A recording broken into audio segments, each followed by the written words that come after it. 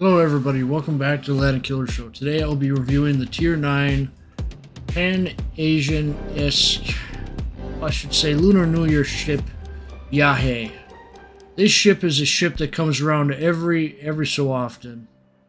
But it's very rare. I don't know how much longer it's going to be available in the armory, but that's anybody's guess, as it just mysteriously appeared in there without any announcement prior. So, without further ado, we're going to review Bajie. This one goes for around $77.20. You can see that the fore end plating is 32 millimeters, which is pretty strong for its tier. It should still hold up well. Barbette armor is 356. Shirt face 508, 254, 229, 254, 254. Deck armor in the middle is 57. Superstructure plating is 19. Small back superstructure part here, that's 152, that holds one of the secondary mounts. We got a shot trap right here that's 32 millimeters. 32 on the side. We got 305 millimeter plating back here, 32, 305 right here. And then as we come back to the middle, 356 millimeter plating here, 38 on the side. Now I should say that these do come in the Pan-Asian containers too, as well. So there's that. See, we got a little casemate section here that's 127 and 152. Take that off to look at the Citadel though. Barbette, still 356 down here. 48 millimeter deck armor. 38, but like I said, you have this casemate and you have the deck above it, so it's going to be hard for people to pen it from above. Unless you're like a Nakamov or something. Citadel rises out of the water a little bit. Armor deck slope ranges 127, 76, 127, 76 torpedo bulkhead. Warship goes to 203 and 410. 356 to 203 in the back. I know what you're thinking. Why hasn't he addressed the fact that it looks like a Zumo? Is it a Zumo? Yes and no. This is basically a Zumo, but with better Sigma by about 0.2 in exchange for a slightly longer reload. So, hit points. It's 78,900. Torpedo damage reduction, 28%. Artillery, the 3x3 410s. Like I said, longer reload, 32 seconds there. Secondary armament, 12 times 2 127 millimeters. It's got one of these 155 mounts right here. Main battery fire range is 25.4. I believe I have equipment which extends the out. Nope, I do not. Okay.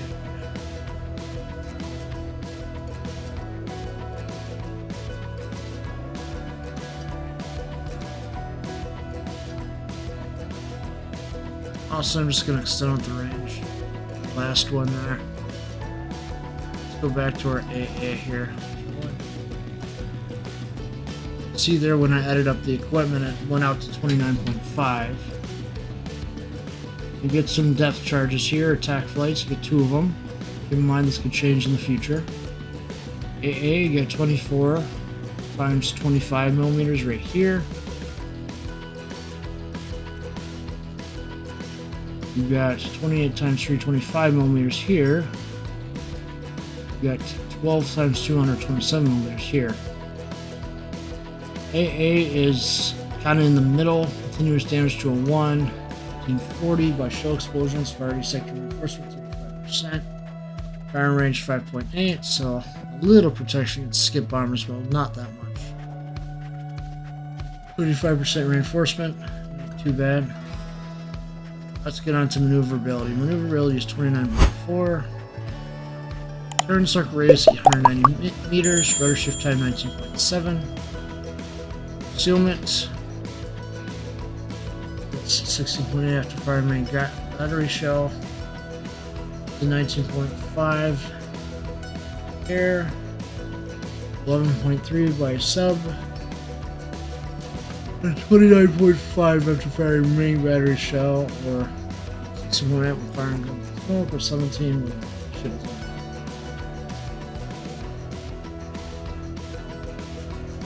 You can see that I haven't really had a lot of experience points put on this captain yet, but I'm going to go through what I eventually plan to do.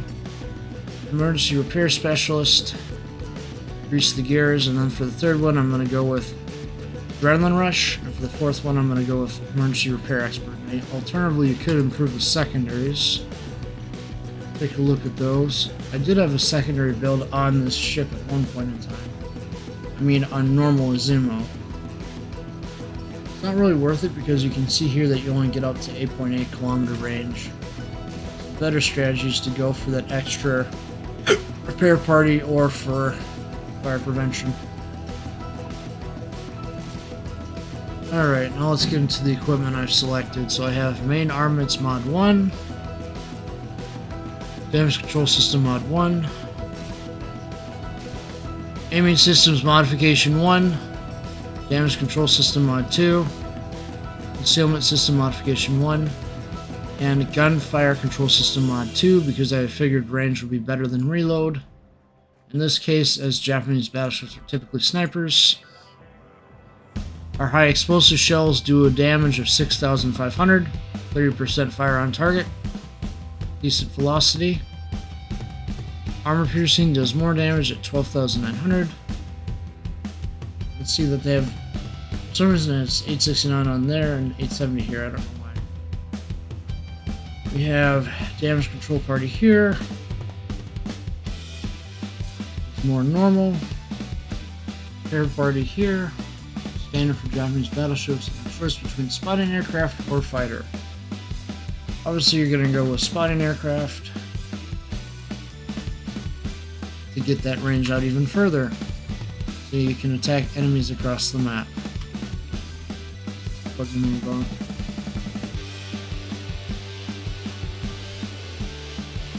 Since I'm in here, I'll show you briefly what this section looks like now. So you got the journey to the west.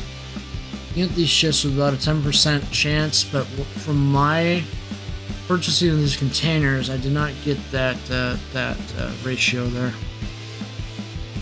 But on the 25th drop, you should get a ship. But honestly, you're better off just buying direct, like I always say. You can see that Bajie, like I said, around 72.20. Right here, I just went for the standard. You always go for the standard. It's not worth it to get the enhanced on that sort of thing. Further ado, let's take Bajie out into battle.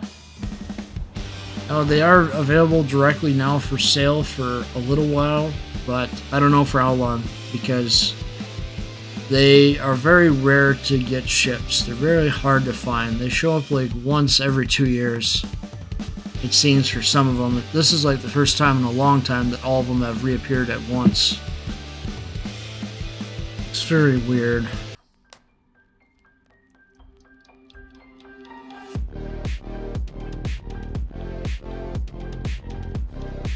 In regards to anything going on with overseas matters like Ukraine and all that, a lot of these videos are going to be pre-recorded, so I'm not going to be able to address that.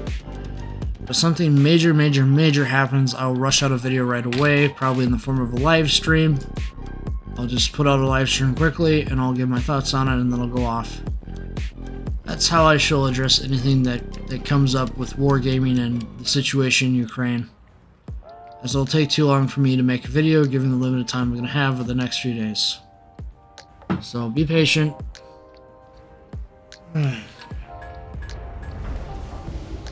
Action stations.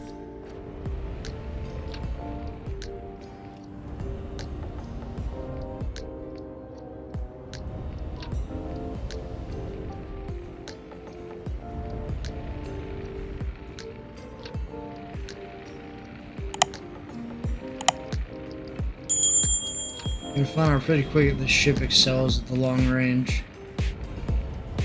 It's not really a brawler, still bring into close range. I know that the secondaries here make it look like it'll be decent for secondary build, but ever since Wargaming changed the secondaries, I just don't touch secondary builds on Japanese battleships anymore. The Wami might be a different story. We won't know until that comes out. Yeah. I believe there's a link still to the Japanese nation here. It's just nice to have a premium Azuma. It's a little bit more accurate. Alright.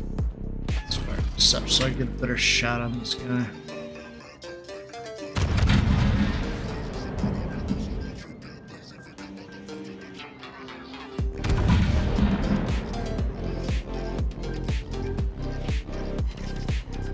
The velocity kind of throws you off because the shells are a little slower.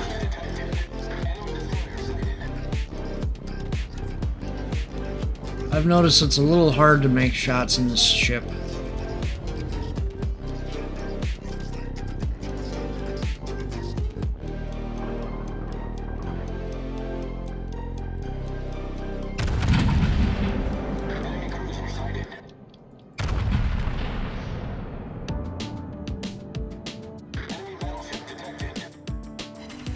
We do hit the hit pretty hard. These are 410mm guns after all.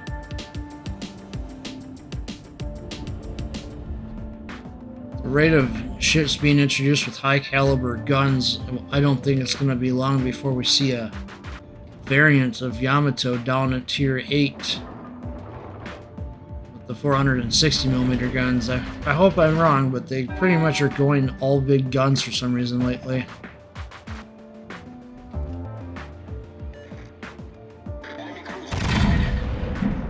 I don't know why, but I guess it's more appealing to them, to the audience, I guess.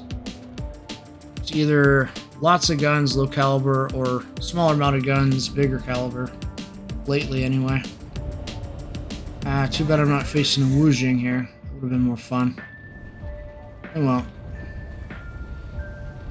See that your shells aren't the most accurate. And so I got aiming systems modification 1 instead of secondary modification, because what's the point? It's better to just sit there and play with your range than it is with anything else. But yeah, you got the kind of the Nelson layout here.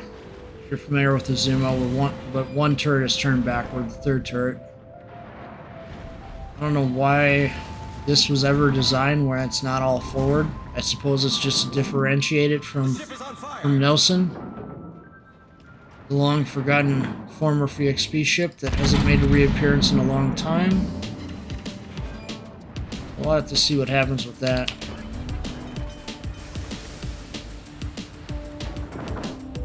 But I would just opt for survivability build on this. Problem solved, sir. It can be hard to hit targets at long range. We'll make sure that every shot counts. The ship is on fire. Obviously, close range, you're not going to have that issue. Narragan's that goofy AI. They got to fix that.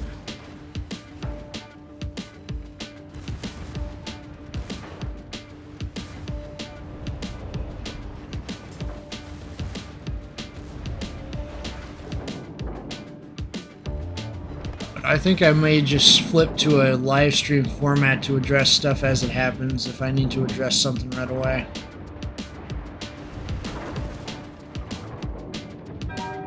Duration of said live streams will probably not be more than an hour.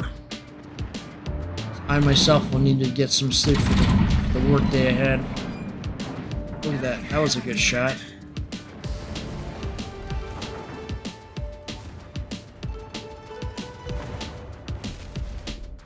Look at that. Like I said, the shot trap. Probably got me in the shot trap. The ship is not designed for close range. I think the sweet spot is probably mid-range with this ship. Mid-range for sure.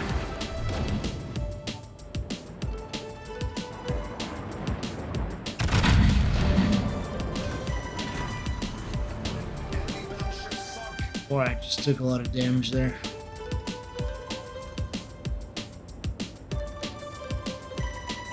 Where did he hit me? Oh, he hit me in that little spot right there. See it? See if I can zoom in on it. Yeah, I see he got me right there in that spot, and that's an easy weakness in the Citadel protection right there in the cheeks.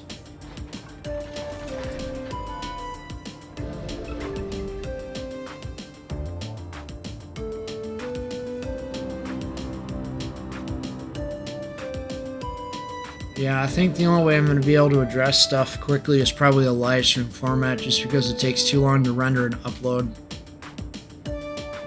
That's the format I'm going to choose if I have to cover something real quick. So if you see a live stream suddenly pop out in the middle of the week, tune into it, because it's likely something important that I'm covering.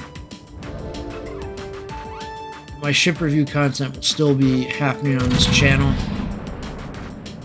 It's going to probably be at a slower pace. That shot. Just bear with me.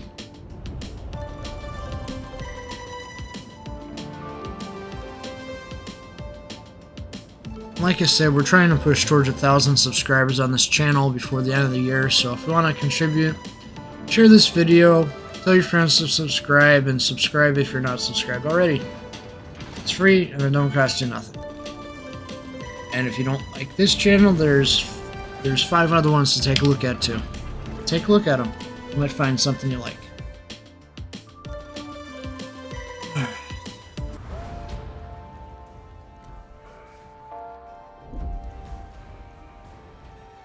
This covers my review for Bajie. I'll have more reviews out for you guys in the future. I hope that you all have a great day. Be well, and just spend time with friends and family during these rough times ahead, because we don't know what's going to happen overseas. May the people in Ukraine continue to fight on and be strong. May they fight on and be strong. Strength and honor. That's a hint as to the next film review. Strength and honor. See if you can get it. Alright.